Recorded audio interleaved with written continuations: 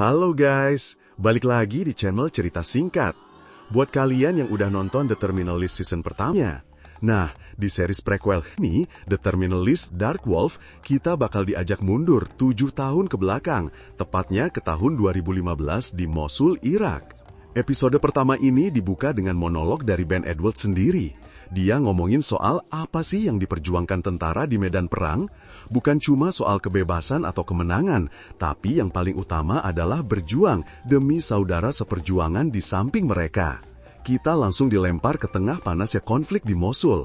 Saat itu, ISIS lagi gencar-gencarnya berkuasa, dan pasukan Amerika, termasuk Navy SEAL, ditugaskan buat ngelatih dan ngebantu pasukan lokal Irak yang disebut ISF, Iraqi Security Forces, buat ngerebut kembali negara mereka.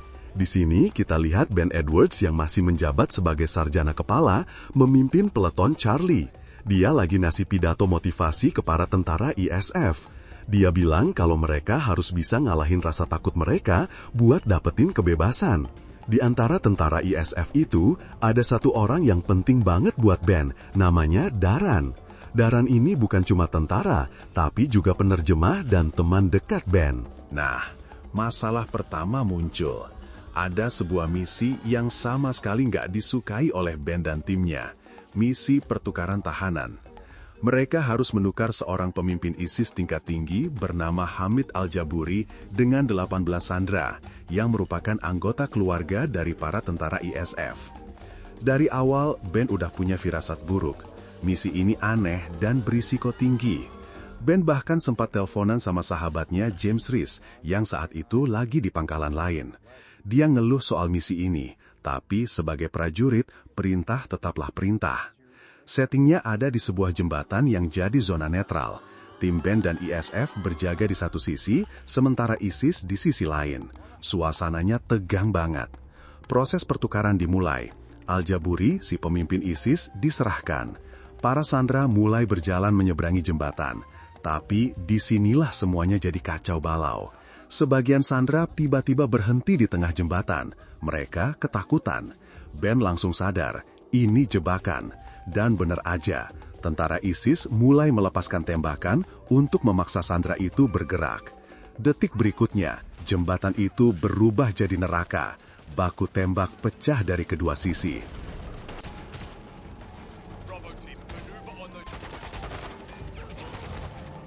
Daran, si penerjemah, gak bisa nahan diri.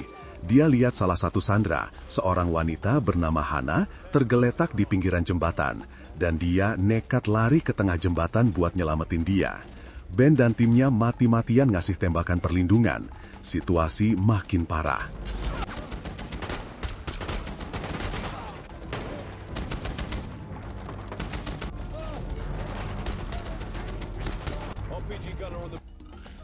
Setelah semua tentara ISIS dihabisi, tiba-tiba Ben melihat bom di tubuh Hana. Dan boom! Sebuah ledakan besar terjadi di sisi jembatan, menewaskan banyak tentara ISF. Ternyata para sandera yang berhenti tadi adalah umpan. Mereka semua adalah pelaku bom bunuh diri. Misi ini gagal total dan meninggalkan luka mendalam bagi semua orang, terutama Ben dan Daran.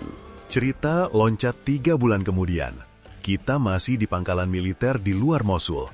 Ben dan timnya, peleton Charlie, lagi ngelatih tentara ISF dengan keras.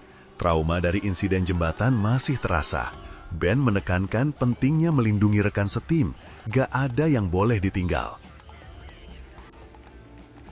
Di tengah latihan, muncullah sosok yang kita kenal baik, Letnan James Rees, sahabat Ben. Dia datang bersama peletonnya, peleton Alpha, untuk mengambil alih tugas dari tim Ben. Momen reuni ini hangat banget. Kita bisa lihat betapa akrabnya Ben, Rees, dan anggota tim lainnya seperti Boozer. Mereka saling bercanda, kayak saudara yang lama gak ketemu. Di sela-sela itu, kita lihat sisi lain dari Ben Edwards. Dia punya hubungan yang sangat dekat dengan penerjemahnya, Daran.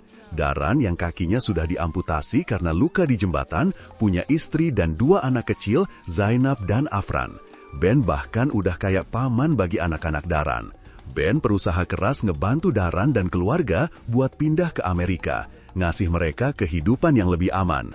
Tapi Daran menolak. Dia merasa perjuangannya belum selesai. Dia mau tetap di Irak buat memburu Al-Jaburi, orang yang bertanggung jawab atas teror di jembatan itu. Malam harinya, Reese ngasih hadiah buat tim Ben sebagai kenang-kenangan. Buat Boozer, jam tangan bersejarah Reese. Buat Ben, sebuah buku tentang kepemimpinan militer. Momen ini nunjukin ikatan persaudaraan yang kuat di antara mereka. Ben juga ngasih informasi intelijen terbaru untuk Reese.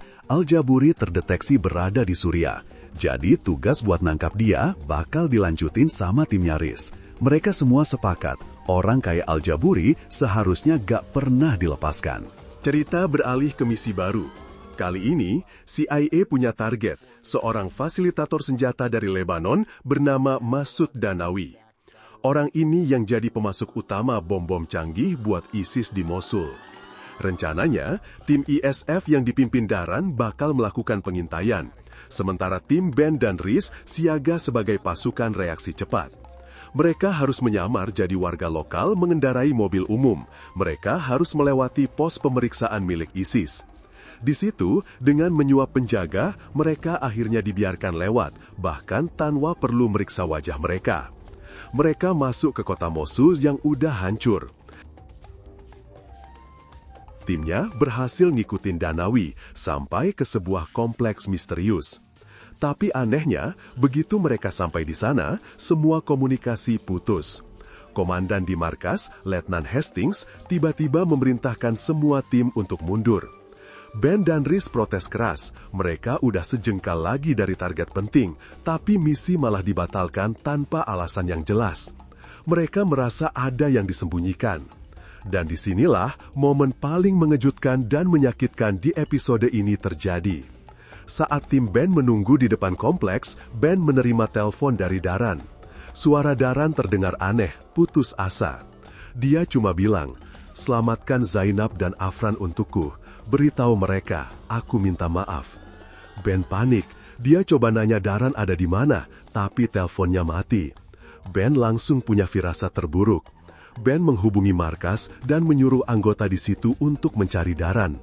Tetapi mereka terlambat.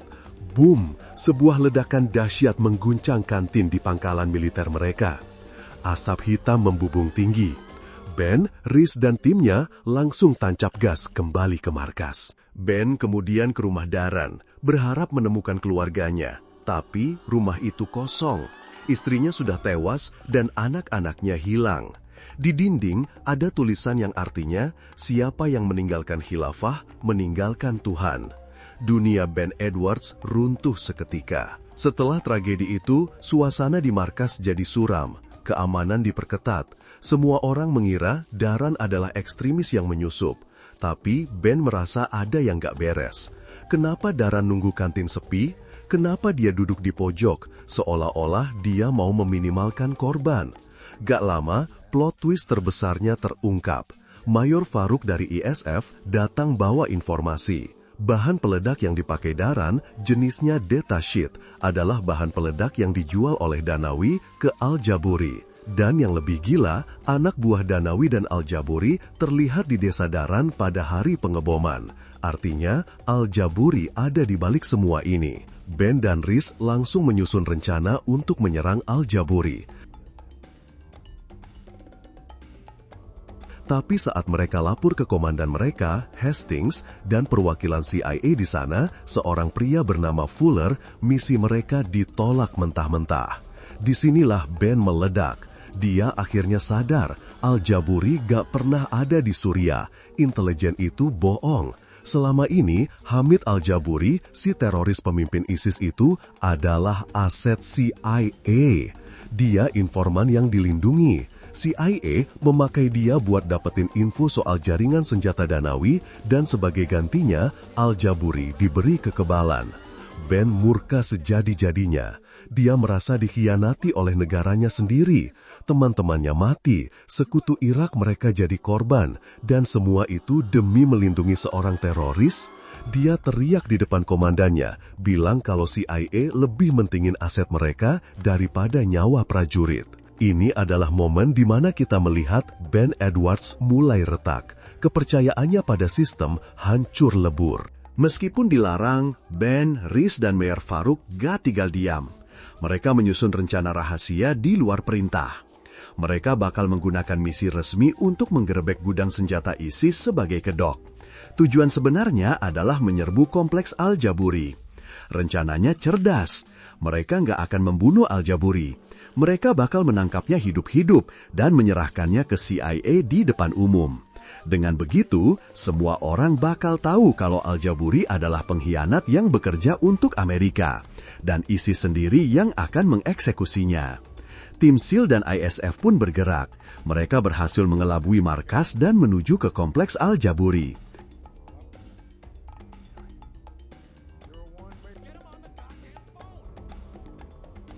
Tim SEAL masuk lewat pintu depan dengan meledakkan pagar. Pertempuran sengit pun terjadi. Mereka berhasil melumpuhkan semua penjaga dan akhirnya masuk ke dalam.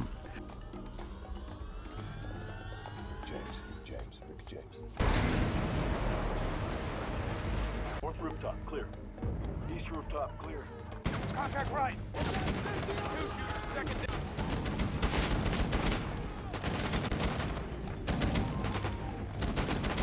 Runner.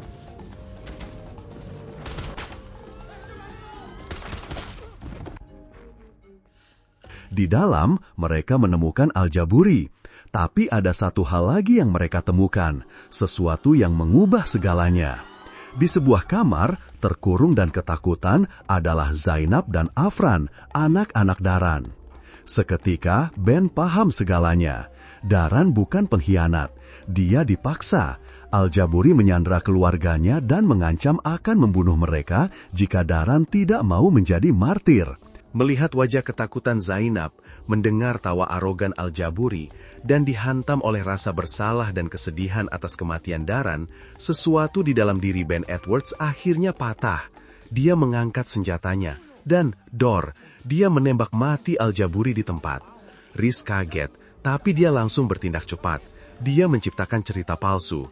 Dia bilang ke timnya, Al-Jaburi mencoba meraih detonator, Ben terpaksa melumpuhkannya. Itu cerita kita. Rhys merindungi sahabatnya. Episode pertama ditutup dengan tim SEAL menyelamatkan anak-anak Daran dan kabur dari kompleks, sementara Ben Edwards berdiri diam, tatapannya kosong. Dia baru saja membunuh aset CIA yang dilindungi, sebuah tindakan pembangkangan yang akan membentuk sisa hidupnya dan menjadi awal dari jalan kelam yang akan dia tempuh. Gimana menurut kalian guys? Episode pembuka yang gila banget kan? Kita jadi tahu kalau tragedi Ben itu jauh lebih dalam dari yang kita bayangkan. Tulis pendapat kalian di kolom komentar di bawah ya. Jangan lupa like, subscribe, dan nyalain loncengnya